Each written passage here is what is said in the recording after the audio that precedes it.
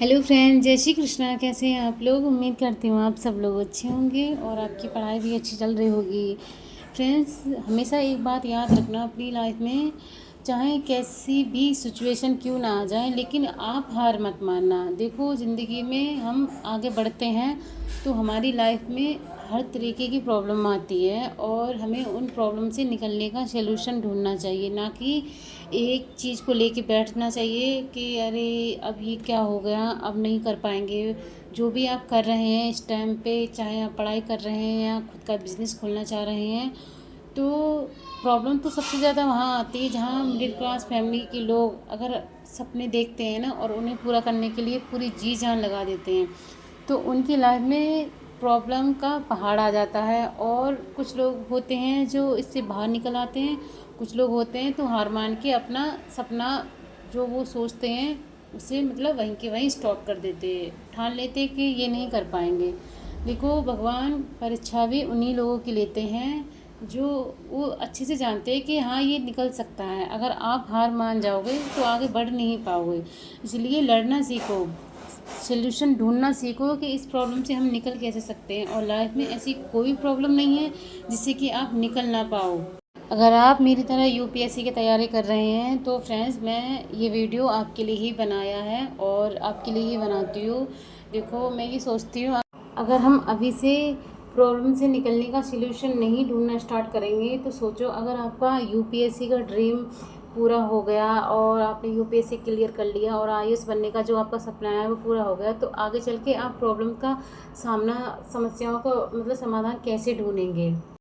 इसलिए छोटी छोटी बात को लेके रिएक्ट करना आप बंद कर दो। देखो, अगर आप हर बात पे रिएक्ट करोगे ना तो कुछ भी नहीं कर पाओगे। इसलिए कुछ चीज़ों को इग्नोर करना ही अच्छा होता है। अगर हम हर बात का रिप्लाई देंगे ना दूसरों को, तो इसमें हमारा ही टाइम वेस्ट होगा और उन लोगों का तो कुछ नहीं बिगड़ेगा जिसके लिए आप मुंह लग रहे हैं।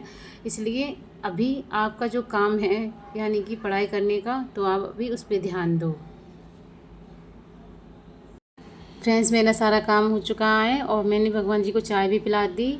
अब मैं चाय पीने के बाद अपनी पढ़ाई स्टार्ट कर दूंगी और आप लोग मेरे ब्लॉग के लास्ट तक बने रहिएगा। आपको कुछ अच्छा सीखने को ही मिलेगा, आप मोटिवेट रहेंगे। आपको पढ़ाई से कभी ऐसा नहीं लगेगा आप फालतू अपना टाइम वेस्ट कर रहे हो। इसलिए मेरे ब्लॉग को पूरा देखना फ्रेंड्स। ये ब्लॉग सिर्फ आपके लिए है। और अब मैं नाश्ता कर लूँ, उसके बाद मैं अपनी पढ़ाई स्टार्ट करूँगी। Hello friends, good morning friends. आज तो मैं अपना ब्लॉग स्टार्ट करने से पहले आपको ये सारे जो मैं वगैरह लगा रखे हैं मैं इनके बारे में बताऊंगी और बताऊंगी कि ये कितनी जरूरी है। फ्रेंड्स देखो, ये मैंने लगा रखा है भारत का संविधान। तो इससे हमें क्या है, मतलब बहुत सारे लोग कहेंगे कि पॉलिटी के एनसीईआरटी भी पढ़ो और लक्ष्मीकांत भी पढ़ो और फिर ये सब भी मतलब फालतू लगा रखा है पैसे खर्च करने के लिए। पैसे खर्च करने के लिए किसी के पास इतना पैसा नहीं है और मैं भी बहुत मिडिल क्लास फैमिली से हूँ। मैंने ये इसलिए लगा रखा है फ्रेंड्स, जैसे हाँ, ये जैसे कि हमें कोई भी टॉपिक जैसे आर्टिकल वगैरह यहाँ पर ढूंढना हो तो आप यहाँ पे आराम से देख सकते हैं। राज्यपाल के बारे में, राज्यसभा के बारे में, कार्यपालिका के बारे में, यहाँ सब कुछ सामने से नजर आता है, तो आप इन्हें आराम से देख सकते हैं। और ये है भारत का इतिहास। तो ये इतिहास, यहाँ आधुनिक भारत, प्राचीन भारत, ये सारी मतलब भारत की जो भी हिस्ट्री, पूरी हिस्ट्री इसमें लिखी हुई है। ब्रिटिश भारत, ये सारी चीज़ें मतलब इसमें दी हुई हैं। और आपको छोटी छोटी चीज़ें जो कुछ समझ में नहीं आ रही है, जैसे कि स्पेक्ट्रम, तो एक मिनट, स्पेक्ट्रम बुक बहुत ही ज़्यादा लेंदी बुक होती है। अगर आप हम इसको गौर से देखेंगे तो हमें समझ में नहीं आएगा कि हम कौन सा टॉपिक इसमें से ढूंढ रहे थे। आपको मतलब जो इंपॉर्टेंट चीज़ें होती हैं वो यहाँ पर भी दी हुई हैं, तो आप यहाँ से देख सकते हैं। आज ये चैप्टर पढ़ूंगी फ्रेंड्स, मैं विश्व का संविधान, वर्ल्ड कॉन्स्टिट्यूशन। तो इसमें पूरे देश का यानी कि पूरे विश्व का संविधान दिया हुआ है। और संविधान लिखने में इतना टाइम क्यों लगा था फ्रेंड्स, ये तो सबको पता ही होगा, इतनी नॉर्मल सी बात है ये तो। क्योंकि जो हमारे संविधान को लिखने वाले लोग थे यानी कि जवाहरलाल नेहरू वगैरह जो बड़े बड़े लोग थे, तो वो दूसरे देशों के संविधान को देख के, उनमें गलतियां देख के अपने संविधान को बेहतर से बेहतर बनाना चाहते थे और कुछ चीज़ें अच्छी सीख रहे थे। अगर वो देख रहे थे कि हमारे संविधान को लिखने में इतना टाइम लग रहा है, तो वो ये चीज़ देख रहे थे कि दूसरे संविधान में क्या क्या गलतियां हैं वो हम अपने संविधान में ना करें। तो हमारे संविधान को लिखने में इसलिए इतना टाइम लगा था। और फ्रेंड्स, अब हम पढ़ना स्टार्ट करते हैं। आप लोग बने रहिएगा मेरे ब्लॉग के लास्ट तक। एक बात बताऊं फ्रेंड्स, एक मोटिवेशन लाइन है, वो आपके लिए है। पेड़ की शाखा पर बैठा पंछी कभी भी डाल हिलने से नहीं घबराता, क्योंकि पंछी डाली पर नहीं अपने पंखों पर भरोसा करता है।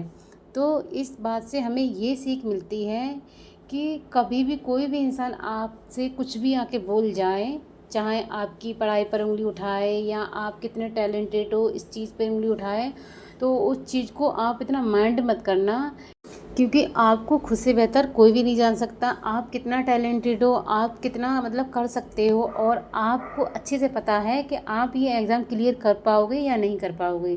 अगर दूसरे आकर अगर आपसे ये कह जाएंगे कि आपका फर्स्ट अटैम्प्ट में निकल जाएगा और आप अंदर से इतने नहीं हैं श्योर कि हाँ मैं निकाल सकता हूँ, तो नहीं निकलेगा। अगर आप खुद के ऊपर कॉन्फिडेंस रखेंगे, अपने टैलेंट के ऊपर कॉन्फिडेंस रखेंगे, तो ये एग्ज़ाम भी निकल जाएगा। क्योंकि मैं पहले भी ये बात बता चुकी हूँ, इस दुनिया में ऐसा कोई भी एग्ज़ाम नहीं है जिसे आप क्लियर नहीं कर सकते हो। क्लियर कर सकते हो, लेकिन खुद के ऊपर कॉन्फिडेंस रखें।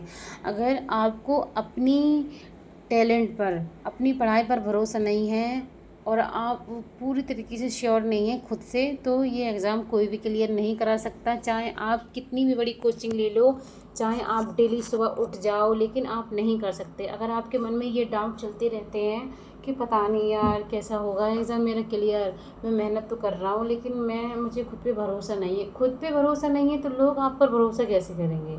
पॉइंट तो ये है, देखो सबसे पहले तो ये होता है, दुनिया चाहे कुछ भी बोले, लेकिन आपको खुद के ऊपर भरोसा करना सीखना पड़ेगा। अगर आप खुद पे भरोसा नहीं करोगे तो लोग आप पर भरोसा क्यों करेंगे? वो यही कहेंगे ना, तुम्हें खुद पर भरोसा नहीं है और हमसे कहते हो कि हम पे भरोसा कर, हम निकाल लेंगे एग्ज़ाम। इसलिए सबसे पहले खुद पे भरोसा करना सीखो। देखो इस दुनिया में कोई भी इंसान इतना परफेक्ट नहीं होता है।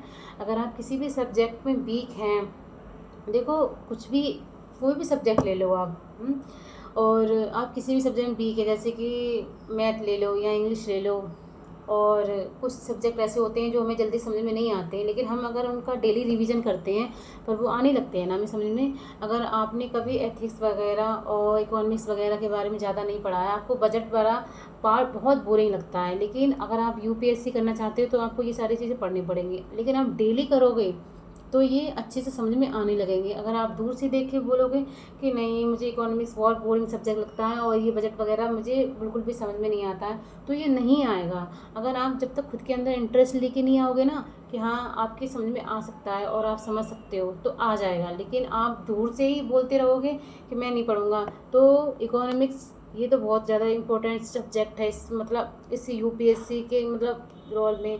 तो अगर आपको इकोनॉमिक्स नहीं आ रहा है, बजट वगैरह नहीं आ रहा है, तो कैसे एग्ज़ाम क्लियर होगा? आगे चल के आपको इतना कुछ संभालना पड़ेगा। अगर मान लो आपने बजट वगैरह पढ़े हुए ना, अगर यूपीएससी फिलहाल तो नहीं निकलेगा और निकाल भी लिया तो आगे करेंगे क्या करोगे? और आपको पढ़ाई से इतनी चिढ़ है कि बस 2 साल और हैं और क्लियर कर लेता हूँ, फिर ये किताबों को बंद करके रख दूँगा।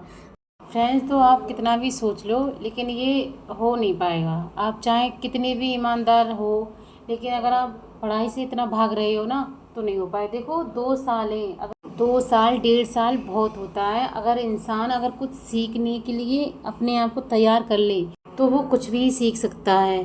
बस खुद को इतना तैयार करना है कि हाँ मुझे सीखना है किसी भी हाल में, चाहे वो मैथ हो या आपकी इंग्लिश स्पोकन हो। अगर आप अपनी इंग्लिश स्पोकन को इम्प्रूव करना चाहते हैं, जैसे कि बहुत सारे लोग गांव से बिलोंग करते हैं और उनकी इंग्लिश इतनी अच्छी नहीं हो पाती। देखो जैसा माहौल होता है तो हम लोग उसी के अकॉर्डिंग बात करना स्टार्ट कर देते हैं, तो हमारी इंग्लिश इतनी इम्प्रूव नहीं हो पाती है।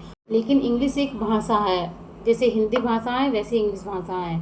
जिस माहौल में हम जाएंगे उसके अकॉर्डिंग हम बात करना स्टार्ट करेंगे तो हमारी इंग्लिश भी इम्प्रूव करने लगेगी। लेकिन जब करेगी ना, जब हम बोलने की प्रैक्टिस करेंगे। ऐसा तो है नहीं कि 4 लोग आके हमारे सामने बोल रहे हैं और हम उनका मुंह देख रहे हैं और ख़ुद के अंदर ये नहीं सोच रहे हैं कि हाँ हमें भी बोलने की प्रैक्टिस करनी चाहिए। तो ऐसे तो नहीं आप सीख पाओगे ना। इसलिए कोई भी चीज़ है, कोई भी सब्जेक्ट है, अगर आप उसमें वीक हो तो इतना डरने की बात नहीं है कि अरे इस चीज़ में आप वीक हो पता नहीं क्लियर होगा, हमेशा उसी चीज़ के बारे में सोचते रहते हो, तो इतना सोचने की ज़रूरत नहीं है। आप सीख जाओगे अगर आप कोशिश करोगे तो। इसलिए हमेशा कोशिश करते रहो और पढ़ाई अच्छे से करते रहो, आप ज़रूर कामयाब होगे अगर आप ईमानदारी से मेहनत कर रहे हो तो। फ्रेंड्स, अगर आपको मेरा ब्लॉग अच्छा लगा हो आज का तो प्लीज़ मेरे वीडियो को लाइक करें एंड चैनल को सब्सक्राइब करें। अब हम मिलते हैं अपने अगले ब्लॉग में कल। तो आप लोग अच्छे से पढ़ाई करते रहना। Good night, take care, bye bye.